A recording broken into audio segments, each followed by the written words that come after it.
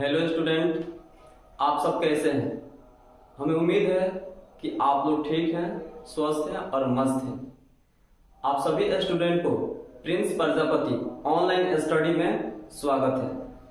तो आज के क्लास में हम लोग 10th क्लास का मैथ तीसरा चैप्टर के बारे में हम लोग बेसिक जो भी फॉर्मूला है इसमें हम लोग पूरा जानेंगे। एक तरह से समझिए आप लोग, ये क्या है, आपका इंट्रोडक्शन क्लास है। तो आइए हम लोग अपनी वीडियो को स्टार्ट करते हैं।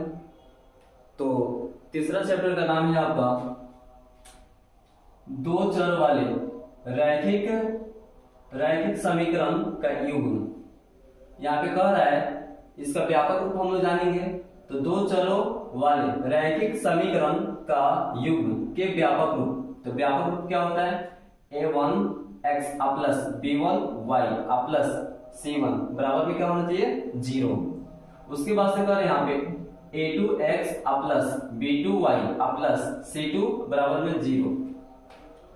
अब इसके बाद से देखिए, ये जो आप लोग देख रहे हैं लोग, यहां से लेकर यहां तक तीसरा, ठीक है, 1 से लेकर तीसरा तक आप लोग देख रहे हैं। ये क्या है? आपका अनुपातों की तुलना है। ये क्या है आपका? ये है आपका बीजीय निरूपण। ये है आपका बीजगणितीय रूप है, ठीक है। तो यहाँ समझिए, यहाँ पे कह रहा है a1 बटे a2 बराबर नहीं है b1 बटे b2। तो इसमें जो भी मतलब रेखाएं होगी कैसे होगी? प्रतिच्छेदी रेखा। तो प्रतिच्छेदी रेखा का मतलब क्या हुआ कि ये जो रेखा है इसी रेखा को इसको काट रहा है, ठीक है। तो इसमें कौ हल हो रहा है? देखिए तो एक हल। कितना हल? एक हल हुआ। तो इसी को हम लोग बोलेंगे बीजगणितीय निरूपण में एक हल। क्या बोलेंगे इसको? एक हल। नेक्स्ट आते हैं 2 नंबर पे। 2 नंबर आपका अनुपातों की तुलना कर रहा है। a1 बटे a2 बराबर है b1 बटे b2 बराबर है c1 बटे c2। तो इसमें जो भी रेखाएं होगी क्या होगी? संपाती रेखाएं। तो संपाती रेखाएं कैसे बनती है? तो यहाँ पे ध्यान दीजिए। तो ये जो आपकी रेखा है, पहली रेखा, ठीक है, इसी रेखा पे, ठीक है, एक दूसरी रेखा इसी पे आ रही है, ठीक है। तो इसी रेखा को हम लोग बोलते हैं संपाती रेखा। क्या बोलते हैं? संपाती रेखा। तो ये जो संपाती रेखा देख रहे हैं, इस संपाती रेखा में अनेक हल होते हैं। कितना हल होते हैं? अनेक हल, ठीक है। अब आते हैं नेक्स्ट अनुपात पे। तीसरा कर a1 बटे a2 बराबर है b1 बटे b2 बराबर नहीं है c1 बटे c2। तो इस कंडीशन में जो रेखाएं बनती है समांतर रेखाएं। समांतर रेखाएं का मतलब क्या होता है कि इनके बीच की जो लंबवत दूरी है प्रत्येक जगह क्या है? समान है। इसी को बोलते हैं हम लोग समांतर रेखाएं। तो समांतर रेखाएं में बीजगणितीय निरूपण में कोई भी हल नहीं होता है, कोई भी हल नहीं होता है। अब इसी चैप्टर में हम लोग 4 विधि से हम लोग पढ़ेंगे। कौन कौन विधि है आपका?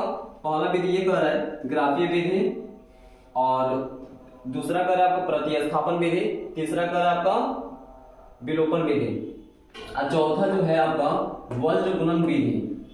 वज्र गुणन विधि से यदि x और y का मान ज्ञात करना चाहते हैं तो आप लोगों को ये वाला व्यापक रूप याद होना चाहिए। याद रहेगा तभी इसमें ये बनेगा, ठीक है। तो देखिए x का मान कैसे निकालेंगे? b1 गुणे c2 माइनस b2 गुणे c1 अब बटे a1 गुणे b2 माइनस a2 गुणे b1। ये आपका x का वैल्यू निकलेगा। यहाँ से किसका मान निकलेगा? x का।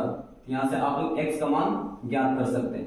y का मान आपको ज्ञात करना चाहते हैं तो y का मान कैसे ज्ञात होगा? उसका फॉर्मूला होता है आपका c1 गुणे a2 माइनस c2 गुणे a1 बटे a1 गुणे b2 माइनस a2 गुणे b1।